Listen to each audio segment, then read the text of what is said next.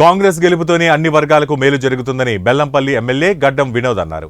మంచిర్యాల జిల్లా బెల్లంపల్లిలో ఉపాధి హామీ కూలీలతో ఆయన మాట్లాడారు. నిరుపేదలకు కూలీ లేక చాలా ఇబ్బంది పడుతుందనే విషయాన్ని గ్రహించిన కాంగ్రెస్ పార్టీ అధిష్టానం ఉపాధి హామీ పథకం ప్రారంభించిందని తెలిపారు. ఎన్నికల అనంతరం సమస్యలన్నీ తీరే విధంగా కృషి చేస్తారని హామీ ఇచ్చారు. కాంగ్రెస్ పార్టీ అభ్యర్థి గడ్డం వంశీకృష్ణను భారీ మెజార్టీతో గెలిపించాలని కోరారు.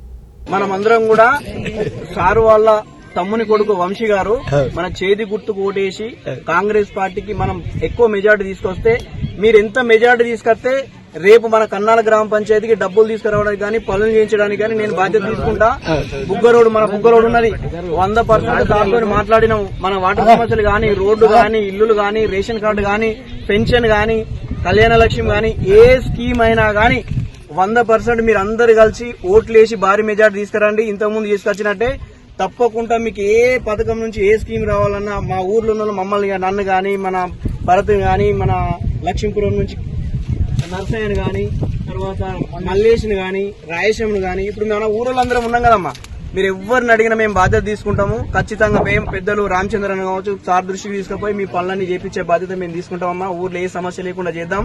మీరు ఖచ్చితంగా చేతి గుర్తు కోటేసి గెలిపించి భారీ మెజార్టీ మళ్ళా కన్నాల గ్రామ పంచాయతీలో బెల్లంపల్లి మండలం మనదే టాప్ ఉండాలని మనస్ఫూర్తి కోరుకుంటూ ఇప్పుడు రామచంద్రన్ కూడా 2 నిమిషాలు మాట్లాడాల్సిందే కోరుకుంటున్నాం. ఖచ్చితంగా ఈ ప్రాంతంలో మీరు ఈ రోజు 100 రోజుల పని మనం ఇప్పుడు ఇక్కడ ఉన్న వాళ్ళందరూ కూడా ఎన్నడూ కూడా 100 రోజులు మట్టి పని చేసిన వాళ్ళు కాదు.